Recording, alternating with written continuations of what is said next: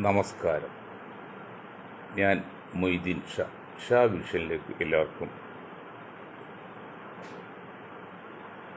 സ്വാഗതം. ബഹുമാന്യരെ,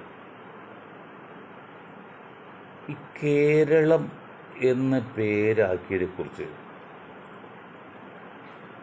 രാഷ്ട്രപതി ഉൾപ്പെടെ എല്ലാവരും പുകഴ്ത്തിയും വാനോളം പുകഴ്ത്തി പറഞ്ഞു. നല്ലത്. ഞാൻ ആ വിഷയത്തെ ഞങ്ങളുടെ ചെറിയ ബുദ്ധി ഉപയോഗിച്ച് പഠനം നടത്തിയപ്പോൾ പൂർണ്ണമായിട്ടില്ല, പെട്ടെന്നായിരുന്നു. പ്രദേശ്, ഗോവ എന്നൊക്കെയല്ലാതെ, ദ്വീപ് എന്നൊക്കെയല്ലാതെ ഈ 0 വരുന്ന ഏതെങ്കിലും സംസ്ഥാനം ഇന്ത്യയിൽ ഉണ്ടോ എന്ന് ചെക്ക് ചെയ്തിട്ട് കിട്ടിയില്ല. ഇനി അപൂർണമാണ്, ഇനി കുറച്ച് ചെക്ക് ചെയ്യാനുണ്ട്. കേരള എന്താ കുഴപ്പം? കേരള നിങ്ങൾക്ക് വേണമെങ്കിൽ കേരള പ്രദേശ് എന്ന് കൊടുക്കായിരുന്നു. കേരള പ്രദേശ് സംസ്ഥാനം, ഉത്തർപ്രദേശ് സംസ്ഥാനം, മധ്യപ്രദേശ് സംസ്ഥാനം, ഹിമാചൽ പ്രദേശ് സംസ്ഥാനം, ആന്ധ്രാപ്രദേശ് സംസ്ഥാനം, കർണാടക പ്രദേശ് സംസ്ഥാനം, തമിഴ്നാട് പ്രദേശ് സംസ്ഥാനം. അപ്പോൾ കേരള പ്രദേശ് സംസ്ഥാനം എന്ന് വേണമെങ്കിൽ കൊടുക്കരുത്. ഈ കേരളം സംസ്ഥാനം എന്നുള്ള ഉച്ചരിക്കാനൊക്കെ ഒന്ന് സംസാരിച്ച് നോക്കി. കേരളം ഹൈക്കോടതി, Keralam bus stand, Keralam railway station. ഒരു കാര്യം മനസ്സിലാക്കുക, ഈ പരിഷ്കാരം വരുത്തുന്നത് മനുഷ്യ നന്മയ്ക്കും സൗകര്യത്തിനും. നമ്മളിപ്പോൾ കേരളത്തിലെ സെക്രട്ടേറിയറ്റ് അനക്സ് മധ്യകാലത്ത് വേണമെന്ന് പറയുന്നത് അത് മനുഷ്യന് ഉപകാരപ്രദവും സർക്കാർ സേവനം വളരെ വേഗം കിട്ടാൻ വേണ്ടിയാണ്. തിരുവനന്തപുരം ഭാഗത്തുള്ളവർക്ക് എളുപ്പത്തിൽ കിട്ടാനും ഇപ്പം തിരക്കുകളൊന്നും കിട്ടുന്നില്ലല്ലോ, ഇവിടെ ഉള്ളവർക്ക് കിട്ടാൻ വേണ്ടിയാണ്. അങ്ങനെ ഒരു ഉപകാരത്തിന് വേണ്ടിയാണ് ഈ കേരളം എന്ന പേരാക്കിയതിനെക്കുറിച്ച് ആരുടെ ബുദ്ധിയിൽ നിന്ന് വന്നതാണ്. അത് മറ്റൊരു കാര്യം പറയാം. ഇപ്പോൾ Cochin metro railway corporation, CMRL അല്ലേ, കൊച്ചിൻ മെട്രോ റെയിൽവേ കോർപ്പറേഷൻ, അതിപ്പോൾ കേരള മെട്രോ റെയിൽവേ കോർപ്പറേഷൻ ആക്കാനായിട്ട് ഈ മെട്രോ സ്റ്റേഷൻ അത് ഇങ്ങനെ ലോങ് ട്രിപ്പുള്ളതല്ല, അത് സിറ്റികളിൽ മാത്രം ഉപയോഗിക്കുന്നതാണ്. അന്ന് നമ്മുടെ സുരേഷ് ഗോപി പറയും, സുരേഷ് ഗോപി മണ്ടനാന്ന് പുള്ളി തന്നെ തെളിയിച്ചറിയാം. ഞാൻ കോയമ്പത്തൂർക്ക് നീട്ടും, ബോംബെക്ക് നീട്ടും. ഈടു സുരേഷ് ഗോപി ഉൾപ്പെടെ മണ്ടന്മാര് ഇപ്പൊ പേര് മാറ്റാൻ ശ്രമിക്കുന്ന MP മാര്. മെട്രോ സ്റ്റേഷൻ ലോകത്ത് ഒരു സ്ഥലത്തും ഇങ്ങനെ കണ്ടിന്യൂറ്റി ഉള്ളതല്ല. ഒരു പട്ടണത്തിൽ തന്നെ മെട്രോ ഉള്ളി പട്ടണത്തിൽ തന്നെ ആ സിറ്റി ലിമിറ്റിൽ ഓടി ജനങ്ങൾക്ക് ഉപകാരം കിട്ടാൻ വേണ്ടി സെപ്പറേറ്റ് പദ്ധതിയാണ്.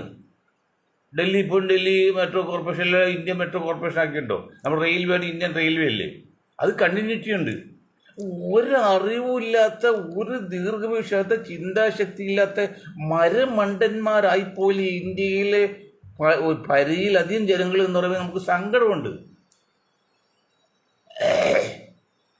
ഇതൊക്കെ പറഞ്ഞു തീരൂ, പറയാതിരിക്കാൻ പറ്റില്ല. സുരേഷ് ഗോപി ആരാണ്? സിനിമ നടൻ അവാർഡൊക്കെ കിട്ടിയ ഇപ്പോൾ MP, ഒരു പാർട്ടിയുടെ നേതാവ്. അദ്ദേഹമാണ് പറഞ്ഞ് ഞാൻ കോയമ്പത്തൂർ നീട്ടുമെന്ന്. എന്തെങ്കിലും ആ വിഷയത്തെക്കുറിച്ച് സ്റ്റഡി ചെയ്തിട്ടാണോ പറയുന്നത്?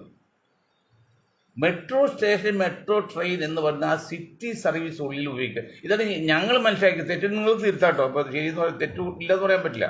മെട്രോ സ്റ്റേഷൻ എന്ന് പറഞ്ഞാൽ ആ സിറ്റി ലിമിറ്റിനുള്ളിൽ ഓടി ജനങ്ങൾക്ക് പെട്ടെത്താൻ. കാരണം അതിൽ ബാത്റൂം പോലും ഇല്ല, മനസ്സിലാക്കണോ? മെട്രോ ട്രെയിനിലൊരു ബാത്റൂം പോലും ഇല്ല, ശുചീകരണ മുറിയില്ല, ഭക്ഷണം കഴിക്കാൻ മുറിയില്ല, വിശ്രമമുറിയില്ല, ഒന്നുമില്ല. അപ്പോൾ നിങ്ങൾ കോയമ്പത്തൂർ പോയി കഴിഞ്ഞാൽ ഇപ്പോൾ മനുഷ്യൻ പിന്നെ ഓരോ സ്റ്റേഷനിലിരിക്കണം മൂത്രം ഒഴിക്കണമെങ്കിൽ.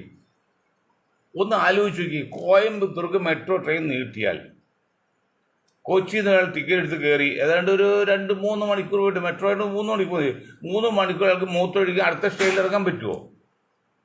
കാരണം അതിൻ്റെ ഉപയോഗം അതല്ല, ഓരോന്നും ഓരോ ഉപയോഗമുണ്ട്. പേനയുടെ ഉപയോഗമാണോ പെൻസിൽ ഉപയോഗമാണോ മറ്റുള്ള, അങ്ങനെയാണ് ഓരോന്നിനും ഓരോ ഉപയോഗമുണ്ട്. അപ്പോൾ മെട്രോ എന്ന് പറഞ്ഞാൽ അത് സിറ്റി ലിമിറ്റിൽ വേഗത്തിൽ എത്താനും നോൺ സ്റ്റോപ്പായി പോകാനും ഒക്കെയാണ്, അല്ല കണ്ടിന്യൂറ്റികളില്ല. അപ്പോൾ ഇപ്പോൾ കേരളം മൊത്തത്തിലാക്കാൻ പോണത് ഏതൊരു വെഡി കോന്നൻ്റെ MP ബുദ്ധിയിൽ ചോദിച്ചാൽ ഇപ്പോൾ പുറത്ത് കേൾക്കുന്നത്. ഏത് MP അത് എനിക്കറിയില്ല, പറഞ്ഞിട്ടില്ല കേട്ടോ. ഈ മണ്ട ശിരോമണികൾക്ക് എന്ത് ഉദ്ദേശം? നിങ്ങളാണ് സർവ്വരാജ്യാധിപതി, എല്ലാം തികഞ്ഞ ആൾക്കാണ് രാഷ്ട്രീയക്കാരും MP മാരും മന്ത്രിമാരും ഒക്കെ. ഇന്നിപ്പോൾ ഒരു മന്ത്രി കണ്ടില്ലേ, ലീഗിൻ്റെ മന്ത്രി, മതമാണ് ഷാജിയല്ലോ ആലപ്പുഴ ബീച്ചിൽ പോയപ്പോട്ട് പരമാവധി വിരിക്കാത്തോട് കാറിൽ നിന്ന് അറിയില്ല, അതൊക്കെ വാർത്ത കിട്ടും. ശരി തെറ്റതറിയില്ല കേട്ടോ, രാഷ്ട്രീയ പ്രയോഗം അറിയില്ല. എവിടെ ആരുടെ ഷാജി പണ്ട് ഈ നാട് സിനിമയിൽ ഷെവരിക്കാരൻ മന്ദയപ്പോഴേ റെസ്റ്റ് ഹൗസിൽ AC വർക്ക് ചെയ്ത് ഉറങ്ങിയില്ലാത്ത പോലെ അതുപോലെ അതൊന്നും റോഡിൽ ഇരുന്ന് ഷെവരും ചെയ്ത പണിയാണത്. ഷാജി അങ്ങനെ പറഞ്ഞെങ്കിൽ ഷാജിയൊക്കെ പിന്നെ ചന്തിക്കടിക്കേണ്ട സമയം കഴിഞ്ഞില്ലേ? ഒരു ലോക്കൽ നേതാവ് മന്ദയപ്പോഴ് കാറിൽ നിന്ന് ഇറങ്ങാൻ പരവതാനം ഇല്ലെന്ന് പറഞ്ഞ് കാറിൽ നിന്ന് ഇറങ്ങിയില്ല എന്ന് പറഞ്ഞ് ആർക്കോ പരവതാനം കൊണ്ടുവന്നിട്ടാണ് വാർത്ത കേൾക്കുന്നത്. ശരിയൊന്നും നമുക്കറിയാൻ പറ്റില്ല, ചിലപ്പോൾ തട്ടിപ്പൊട്ടാക്കാം, ഗവൺമെൻറ് കുറ്റപ്പെടുത്താൻ വേണ്ടി ചെയ്താൽ പറയാൻ പറ്റില്ല. അങ്ങനെ അത് സത്യമാണെങ്കിൽ നിങ്ങൾ ഒരു കാര്യം മനസ്സിലാക്കണം, കോടതിയെ വിമർശിക്കാൻ പാടില്ല, നമ്മൾ രാജ്യത്തെ വിമർശിക്കാൻ പാടില്ല, ഭരണകൂടത്തെ വിമർശിക്കാൻ പാടില്ല എന്നൊക്കെയാണ് പറയുന്നത്. പക്ഷെ തെറ്റിലൂടെ കാണിക്കുക, അതുകൂടി അറിയും. ഈ ആലപ്പുഴയിൽ 13 വയസ്സുള്ള പെൺകുട്ടി, അവർ ബന്ധത്തിപ്പോൾ ഒരു അപ്പൂപ്പൻ ബാഡ് ടച്ച് നടത്തിയതിൻ്റെ പേരിൽ അവൻ്റെ കാമുകനും അവളുടെ കാമുകനും 2 കൂട്ടുകാരും കൂടി ക്രൂരമായി കൊന്നു എന്നാണ് പറയുന്നത്. ഇപ്പം പോലീസിന് ഭാഷയുണ്ട്, അത് ബാഡ് ടച്ച് തന്നെ ആയിരുന്നു എന്ന്. കാരണം അതെന്താ മരിച്ച ആളിൽ മരിച്ചു, ഇനി ആ കുട്ടികളെ വെറുതെ ജയിലിനകത്തുണ്ടല്ലോ എന്ന് ചോദിച്ചാൽ അതിങ്ങനെയാണ് പോലീസിൻ്റെ തീരുമാനമെങ്കിൽ ഞങ്ങൾക്ക് ചില കാര്യങ്ങൾ പറയാനുണ്ട്. ഇതാ കേട്ടോളൂ, പോലീസ് ഉൾപ്പെടെ കേട്ടോളൂ. ഈ കൊലക്ക് കൊല എന്നുള്ളത് ലോകത്ത് ഇല്ലാതെ വരാണ്. ഇന്ത്യയിൽ കൊലക്ക് കൊല എന്നുള്ള പ്രയോഗം നിരോധിച്ചിട്ടൊന്നുമില്ല, ഉണ്ട്. അതും കൊലക്ക് കൊല, കൊലകൾക്കാണ് കൊല, അല്ല ഒരാളെ കൊന്ന പേരിൽ മറ്റാൾ കൊല്ലല്ല. ഒന്നിലധികം ആൾക്കാരെ കരുതിക്കുട്ടി കൊന്നു കഴിഞ്ഞാൽ അങ്ങനത്തെ ക്രൂരന്മാരാണെങ്കിൽ അവരെ കൊലക്ക് വിധിക്കാറുണ്ട്, ചിലപ്പോൾ കൊല്ലാറുണ്ട്. ഇതിപ്പോൾ 13 വയസ്സുള്ള പെൺകുട്ടി ബാഡ് ടച്ചിൻ്റെ പേരിൽ, ഇനി ബാഡ് ടച്ച് ചെയ്തു കഴിഞ്ഞായിരിക്കാം, അതിന് സ്വയം നിയമം കയ്യിലെടുക്കാൻ ഈ കുട്ടിക്ക് ആരവകാശം കൊടുത്തു? UP-യിലൊക്കെ പോലീസുകാരും ഒക്കെ എന്താണ് ബുൾഡോസ് രാജ് നടപ്പാക്കും പോലെ കേരളത്തിൽ നടപ്പാക്കും. കാരണം ഒരാൾ തെറ്റ് ചെയ്തിട്ടുണ്ടെന്ന് തീരുമാനിക്കൽ അവകാശം കോടതിക്കാണ്. കോടതി തെറ്റ് ചെയ്തു എന്ന് കോടതിയല്ല, കോടതി ഈ പ്രതി തെറ്റ് ചെയ്തു എന്ന് ബോധ്യപ്പെട്ടാൽ അതിന് ശിക്ഷാ വിധിയുണ്ട്. ആ വിധി അനുസരിച്ച് ശിക്ഷ വിധിക്കാം. അതിൽ കൊലപാതകം വരെയും വരുന്നുണ്ട്, കൊലപാതക വധശിക്ഷ വരെ വരുന്നുണ്ട്, ഇല്ലെന്നില്ല, നിരോധിച്ചിട്ടില്ലല്ലോ. അതൊക്കെ എത്ര സ്റ്റേജ് കഴിയുമ്പോഴേ ഇത് ഈ കുട്ടി നേരിട്ട് 13 വയസ്സ് കുട്ടി അവളുടെ കാമുകനും ഒത്ത് കാമുകനുണ്ട് കൂട്ടുകാരും ഒത്ത് അദ്ദേഹത്തെ തല്ലിക്കൊന്നെങ്കിൽ സത്യം ആ മനുഷ്യൻ നിരപരാധിയാണെങ്കിൽ അത് തെളിയിക്കാത്ത സമയമുണ്ടോ? അത് മരിച്ചുപോയില്ലേ? ആ കുറ്റബോധത്തോടെ ആ കുടുംബം മുഴുവൻ കഴിയില്ലേ? ബാഡ് ടച്ച് ചെയ്ത ആളാന്ന് പറഞ്ഞിട്ട് അവരുടെ മക്കളും ഇത് സ്വന്തം മക്കളൊന്നും അല്ല, ഏതോ ബന്ധുവാണെന്നാണ്. അപ്പോൾ ഇതിൻ്റെ പുറകിൽ കളി എന്താണ് ശരിക്കും പോലീസ് തന്നെ ഇതൊന്നും അല്ല ഇതിൻ്റെ പുറകിൽ. ഞങ്ങളുടെ മനഃശാസ്ത്ര ഗ്രൂപ്പ് പറയാണ് ഇതൊന്നും അല്ല സംഭവത്തിന് പുറകിൽ, മറ്റെന്തോ വലിയ ഗൂഢാല ഓർത്തർ വൺ ടീം ചെയ്തിട്ടുണ്ടാവും. അത് കണ്ടുപിടിക്കണം, അല്ലെങ്കിൽ പോലീസിനെ പറഞ്ഞിട്ട് കാര്യമില്ല. അപ്പം കൊലക്ക് കൊല എന്നുള്ള രീതി ശരിയല്ല എന്ന് ലോകം അംഗീകരിച്ചിരിക്കുക. പല രാജ്യങ്ങൾക്ക് കൊലക്കൊല നിരോധിച്ചിരിക്കുകയാണ്. ഇന്ത്യയിൽ നിരോധിക്കാൻ പറഞ്ഞിട്ടുണ്ട്. എങ്കിൽ ഇന്നാളൊരു മഹാൻ പറഞ്ഞ് ബലാത്സംഗത്തിന് വധശിക്ഷ വേണമെന്ന്. ഇവിടെ വധശിക്ഷ കൊടുക്കേണ്ടത് ജീവൻ കളഞ്ഞ്, അത് ഒന്നിലധികം ജീവൻ കളഞ്ഞാലേക്കാണ് വധശിക്ഷ, അല്ല ഒരാൾ ജീവൻ കഴിഞ്ഞാൽ പകരം ആളുടെ ജീവൻ കൊടുക്കാമെന്നല്ല. അപ്പം ബലാത്സംഗത്തിന് വധശിക്ഷ എന്ന് വരാൻ അത് ശരിയല്ല. ബലാത്സംഗം ചെയ്താൽ ശിക്ഷ കൊടുക്കണം, ശക്തമായ ശിക്ഷ, തെറ്റില്ല. തന്നെയല്ല, നിങ്ങൾ ഒരു കാര്യം മനസ്സിലാക്കണം, ഇന്നത്തെ ഈ പെൺ കേസ്, പോക്സോ കേസ് പോലും നല്ലൊരു ശതമാനവും വ്യക്തിവൈരാഗ്യം തീർക്കാനും ചില കാര്യസാധ്യത വേണ്ടിയാണ്, ഇല്ലെന്നല്ല പറയുന്നത്. അതുകൊണ്ട് ഞങ്ങൾ അന്ന് പത്രക്കാരുടെ മുമ്പിൽ, കോടതി മുമ്പിൽ, പോലീസുകാരുടെ മുമ്പിൽ എന്താ പറഞ്ഞത്? കോടതി കുറ്റവാളിയാണെന്ന് പ്രഖ്യാപിക്കുന്നവരെയും ആ ആളുടെ പേരെടുത്ത് പറയരുത്. അവൻ പോക്സോ കേസിൽ പ്രതിയാണെന്നോ ബലാത്സംഗ കേസിൽ പ്രതിയാണെന്നോ അല്ലെങ്കിൽ കുട്ടികളെ ബലാത്സംഗ കേസിൽ പ്രതിയാണെന്നോ പേരെടുത്ത് പറയരുത്. പറയാം എപ്പോഴും കോടതി വിധിക്കുന്നവരെയും. കോടതിയോട് നമ്മളൊരു കാര്യം പറഞ്ഞു, നിങ്ങൾ വിധി പ്രസ്താവിക്കുമ്പോൾ വരികൾക്കിടയിലൂടെ കൂടി നോക്കണം, വെറുതെ വാക്കൃത് നോക്കരുത്. പത്രക്കാരോട് നിങ്ങൾ പറഞ്ഞു കോടതി വിധി പറഞ്ഞതിന് ശേഷമേ ന്യൂസ് കൊടുക്കാവൂ.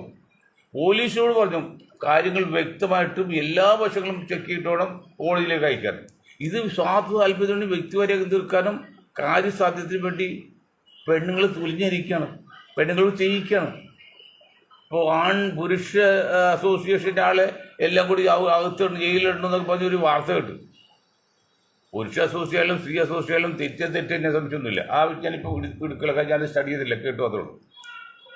ഇപ്പം ഇങ്ങനെ കുട്ടികൾ തീരുമാനം എടുത്താൽ കേവലം 13 വയസ്സിൽ കുട്ടി, അവളുടെ അതേ പ്രായമുള്ള കുട്ടി, അവൾ അതേ പ്രായമല്ല 10ാം ക്ലാസ് പഠിക്കാതെ, ആ കുട്ടി 2 കൂട്ടുകാർ ചേർന്നിട്ട് കിലോമീറ്റർ യാത്ര ചെയ്ത് വന്ന് പറ്റിയിരുന്ന് പുറയിലെ എക്സോസ്റ്റ് ഫാൻ ടീപ്പിൽ കടക്കണമെങ്കിൽ എന്ത് പാടായിരിക്കണം. അത് കടന്ന് ഇത്രയും കരുതിക്കൂട്ടി കൊന്നെങ്കിൽ അതിന് പുറകിലുള്ള ഉദ്ദേശം, മോട്ടീവ് എന്താണെന്ന് പോലീസ് ശരിക്കും അന്വേഷിക്കണം. അതന്വേഷിക്കണം. ഇപ്പം കേരളം പോലെ പേര് മാറ്റുമ്പോൾ മണ്ടത്തിന് കാണിക്കരുത്. കൗണ്ട് 10 ബിഫോർ ആക്ഷൻ എന്ന് പറഞ്ഞ പോലെ നമ്മൾ 10 എണ്ണിട്ട് വേണം അത് തീരുമാനം എടുക്കുക. ക്ഷമയോടുകൂടി കാത്തിരുന്ന് പരീക്ഷ നടത്തിയിട്ട് വേണം. ഇപ്പം കേരളം ഹൈക്കോടതി, കേരളം സംസ്ഥാനം, എന്തൊരു അപ്രായോഗികമായ ഉച്ചാരണമായിരിക്കും അത്. വീണ്ടും ഇത് കേൾക്കുന്ന ബുദ്ധിയുള്ള ഏതെങ്കിലും അംശം നിങ്ങൾ പ്രചരിപ്പിക്കണത്. വെറുതെ ഒരു എൻ്റെ സംഭാഷണം കേട്ട് നിങ്ങൾ തള്ളിക്കളയല്ല, നിങ്ങൾ പ്രചരിപ്പിക്കണം. ഇതിൽ അപാകത ഉണ്ടോ ഇല്ല, ഇത് ഉണ്ടെങ്കിൽ നിങ്ങൾ പ്രചരിപ്പിക്കണം, ഇല്ലെങ്കിൽ വേണ്ട. നിങ്ങൾക്ക് വേണമെങ്കിൽ പുതിയ കേരള പ്രദേശ് ആക്കായിരുന്നു, കേരള പ്രദേശ് സംസ്ഥാനം, ഓക്കെ, എല്ലാം പ്രദേശം, ഹിന്ദി എല്ലാം പ്രദേശമാണ്. തമിഴ്നാട്, ആന്ധ്രാപ്രദേശ്, ഹിമാചൽ പ്രദേശ്, ഉത്തർപ്രദേശ്, മധ്യപ്രദേശ്, എല്ലാം പ്രദേശം. അതുകൊണ്ട് കേരള പ്രദേശ് സംസ്ഥാനം വേണ്ടി വയ്ക്കാം. ഇത് നമുക്കൊരു ബാങ്ക് ഉണ്ടായിരുന്നു. ഞാൻ ഈ മലയാളികളുടെ മണ്ടത്തെക്കുറിച്ച്, മലയാളികളുടെ പിന്നെ രാഷ്ട്രീയ വാഞ്ചകന്മാരുടെയും കൊള്ളരാത്തവരെയും മണ്ടന്മാരെയും കൂടി പറയാണ്, മൊത്തത്തിൽ പറയേണ്ടി വരും. നമുക്കൊരു ബാങ്ക് ഉണ്ടായില്ല, സ്റ്റേറ്റ് ബാങ്ക് ഓഫ് ട്രാൻസ്പോർട്ട്, വളരെ സുന്ദരമായിട്ട് പോയ ബാങ്ക്, നല്ല ബാങ്ക്. അത് പേര് മാറ്റാൻ നിങ്ങൾക്ക് മലയാള ബാങ്ക് എന്ന് പേരാക്കാന്നല്ലോ. ഇപ്പോൾ ജമ്മു കാശ്മീരിൻ്റെ പേരിൽ വരെ ബാങ്ക് ഉണ്ട്. ബറോഡ ഒരു പട്ടണമാണ്, ഗുജറാത്ത് ഒരു പട്ടണം, ബറോഡ പേരിൽ ബാങ്ക് ഉണ്ട്, കാശ്മീരിൻ്റെ പേരിൽ ബാങ്ക് ഉണ്ട്, എന്തെല്ലാം ബാങ്കുകളുണ്ട്.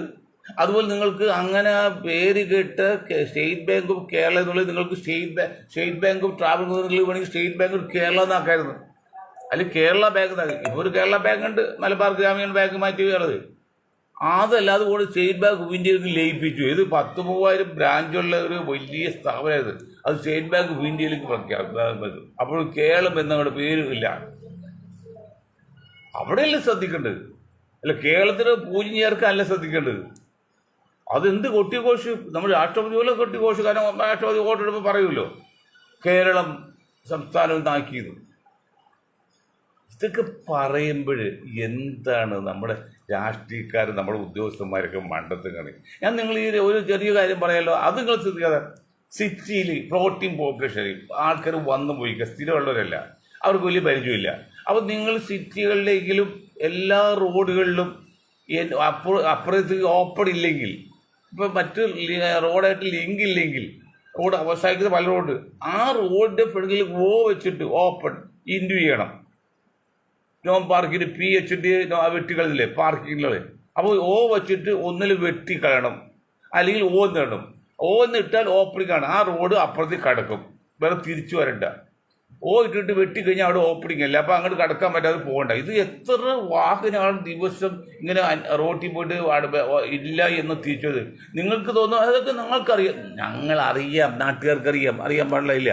പക്ഷെ ഫ്ലോട്ടിംഗ് പോപ്പുലേഷനിൽ ഇങ്ങനെ ഒഴുകുന്ന ജനങ്ങളാണ്, സ്ഥിരമല്ല, ഇന്നൊന്നും നാളെ വരുന്നില്ല. അവരെ സംബന്ധിച്ച് കണ്ടുപിടിക്കാൻ പറ്റുമോ? അപ്പോൾ റോഡ് എൻട്രൻസിൽ ഓ എന്ന് എഴുതിയിട്ട് ഒരു വര വിടാണെങ്കിൽ നോട്ട് ഓപ്പൺ, പാർക്ക് എന്ന് എഴുതിയിട്ട് വെട്ടും പോലെ പാർക്കാൻ പാടില്ല. അല്ലെങ്കിൽ ഓപ്പൺ ആണെങ്കിൽ വെട്ടില്ല. അപ്പോൾ ഓ കാണുകയാണെങ്കിൽ വണ്ടി അപ്പുറത്തെ റോഡിൽ കടക്കത്തോട് പോവാം. അങ്ങനെ തന്നെ എത്ര മനുഷ്യ അനുകൂലമായ പരിഷ്കാരങ്ങൾ വരുത്താം. ഞാൻ ഒരുപാട് ഉദാഹരണങ്ങൾ പറഞ്ഞു. ഇതിപ്പറ്റി UP ഗവൺമെൻറ്, നമ്മൾ സർക്കാർ, കേരള ഗവൺമെൻറ്റും UP സർക്കാരും കേന്ദ്ര ഗവൺമെൻറ് എല്ലാം ചെയ്ത മണ്ടത്തരവും രാജ്യത്ത് നശിപ്പിച്ച് അഴുതിവയ്ക്കണം. UP ഗവൺമെൻറ് 50,000 രൂപ വെച്ച് സ്ത്രീ വോട്ടർമാർക്ക് കൊടുക്കാൻ പോകണം.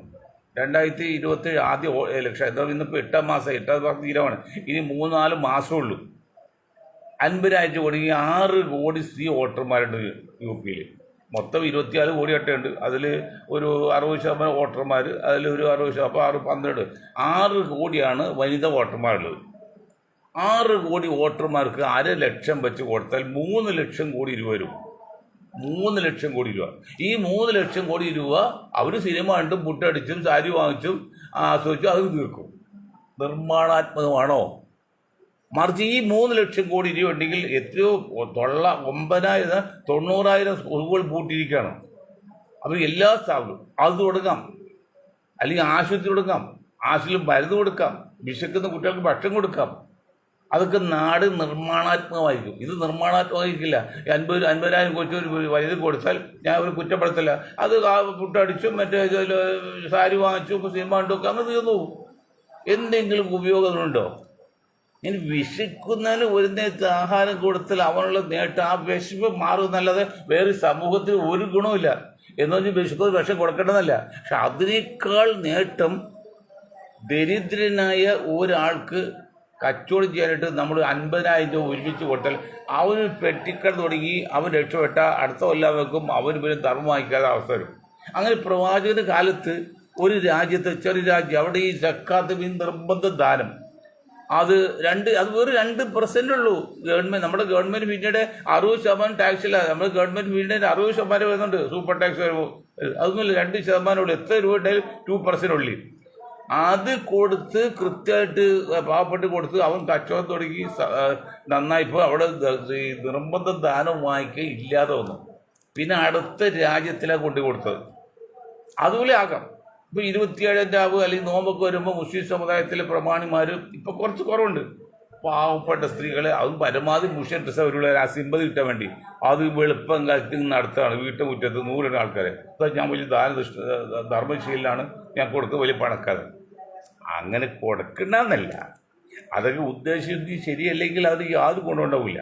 ഉദ്ദേശശുദ്ധി അങ്ങനെയല്ല. അവരുടെ വീട്ടിൻ്റെ അടുത്ത് അവൻ്റെ നാട്ടിൽ ആരാണ് അർഹരെന്ന് കണ്ടുപിടിച്ച് അവന് ഒരാൾക്ക് ഒരു കുടുംബം 10 പേർക്ക് കൊടുത്ത് 5 ലക്ഷം രൂപ കൊടുക്കുകയാണ്. 50,000 വെച്ച് 10 പേർക്ക് കൊടുത്താൽ ആ 10 പേര് പെട്ടിക്കടയിൽ നിന്ന് തുടങ്ങിക്കഴിഞ്ഞാൽ അവൻ്റെ ദാരിദ്ര്യം തീർന്നില്ലേ?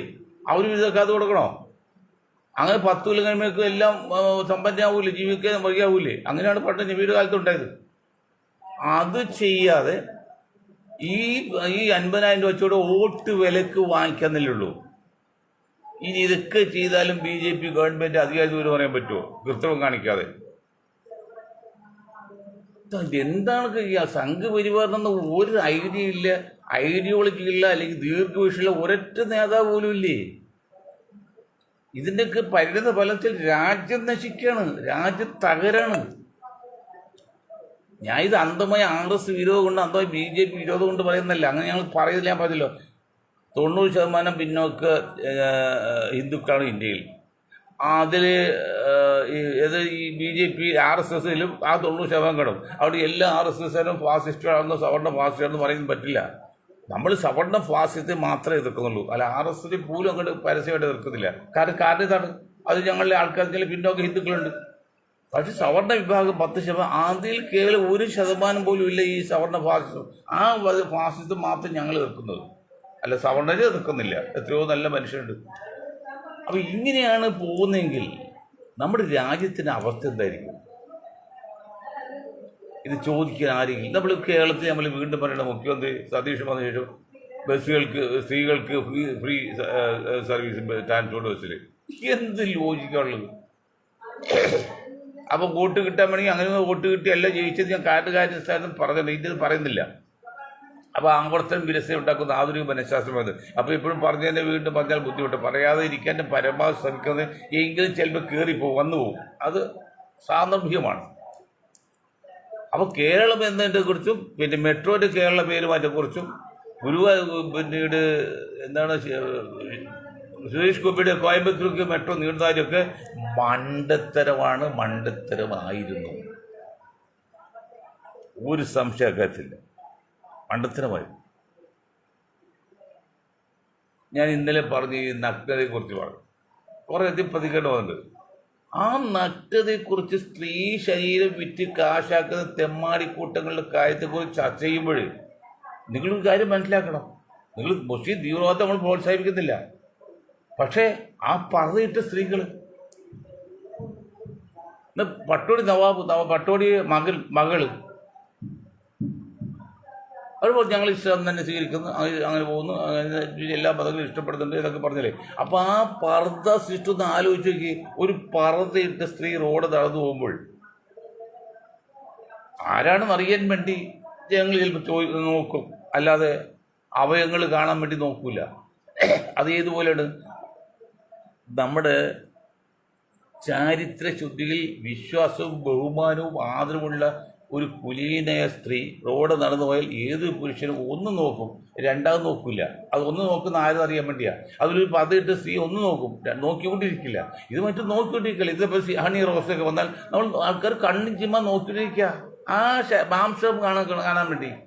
അതിനാണ് ഞങ്ങൾ എതിർക്കുന്നത്. അല്ല, സ്ത്രീ സൗന്ദര്യത്തെ എതിർക്കുന്നില്ല, സൗന്ദര്യങ്ങൾ കാണിച്ചോ, കുഴപ്പമില്ല.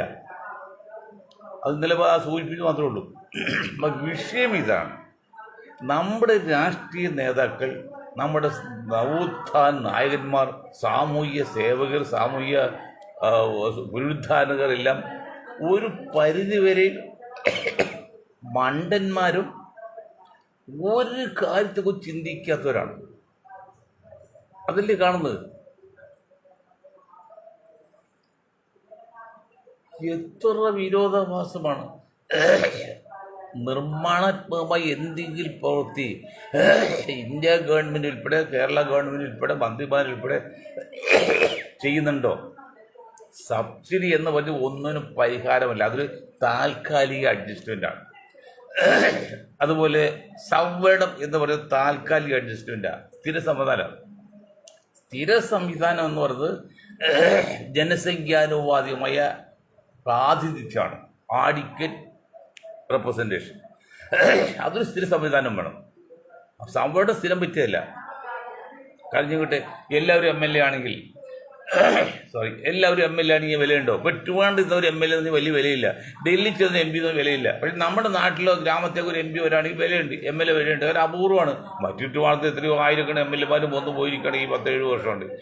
ഡൽഹിയിലാണെങ്കിൽ ആയിരക്കണ MP വന്നു പോയിരിക്കുക. അപ്പോൾ ഒരു MPക്ക് പ്രത്യേക പദവിയൊന്നുമില്ല. അവരെ കഴിവുണ്ട്, പക്ഷെ പ്രത്യേക ഒരു നോട്ടം പുള്ളിയാവില്ല. അതുപോലെ ചെയ്യേണ്ട കാര്യങ്ങളാണ് ചെയ്യേണ്ടത്.